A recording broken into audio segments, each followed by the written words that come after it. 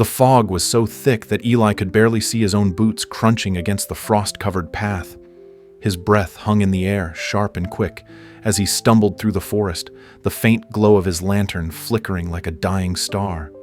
Somewhere in the distance, a low, eerie whisper called his name. Eli. Not once, but twice, curling through the mist like a snake. His heart thudded. He wasn't alone. He didn't know how he'd ended up here, miles from the village, with no memory of the hours before. All he had was the strange, tingling sensation in his fingers and a single, vivid image in his mind, a glowing silver key floating in darkness. The whisper came again, closer now, and Eli froze. Whatever was out there, it wanted him to follow. He wasn't sure if he was brave or just desperate, but Eli tightened his grip on the lantern and moved toward the sound. The forest was unnaturally silent.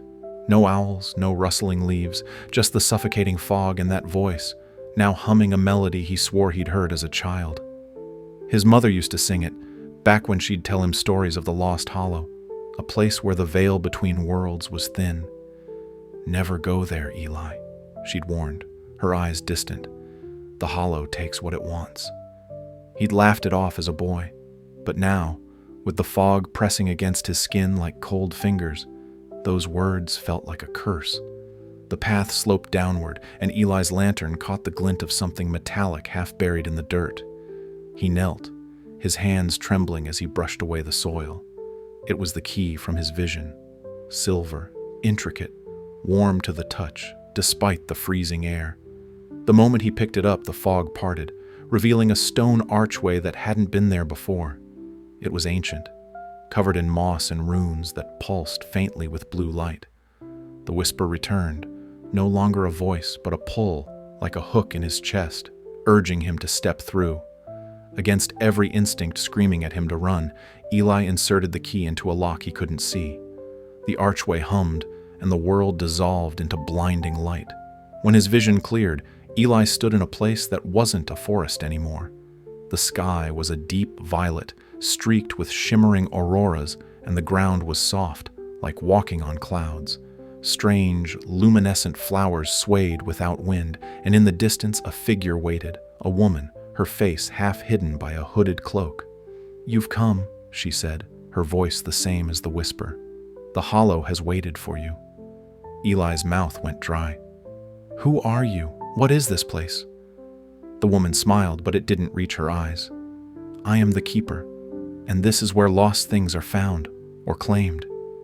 She explained that the hollow was a realm between life and death, a place where forgotten dreams and memories took form. Eli had been drawn here because of something he'd lost long ago, something the hollow now held.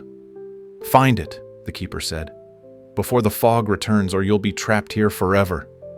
She handed him a small, cracked compass that didn't point north but spun wildly. "Follow it," she said, and vanished into the air like smoke. Eli clutched the compass and ran, the strange landscape shifting around him. Trees became towering crystals, then melted into rivers of light. The compass led him to a clearing where a single object floated in the air, a locket, the one his mother had worn until the day she disappeared 10 years ago. He reached for it, but the ground shook, and the fog began to creep back, thicker, colder, alive.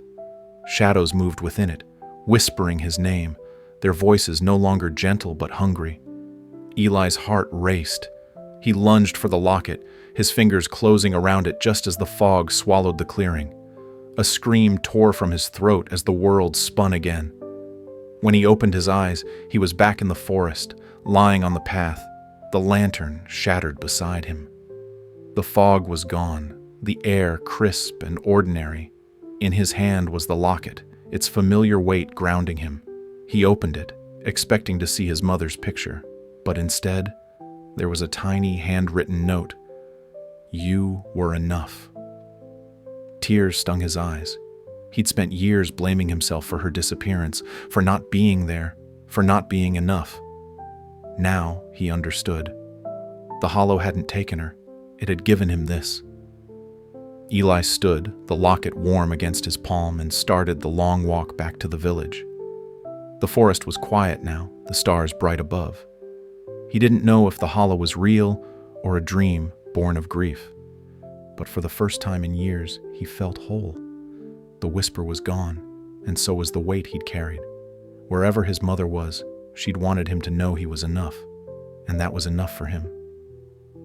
As he reached the village, the first rays of dawn broke through the trees, and Eli smiled. The hollow might still be out there, waiting for its next visitor, but for now, he was free.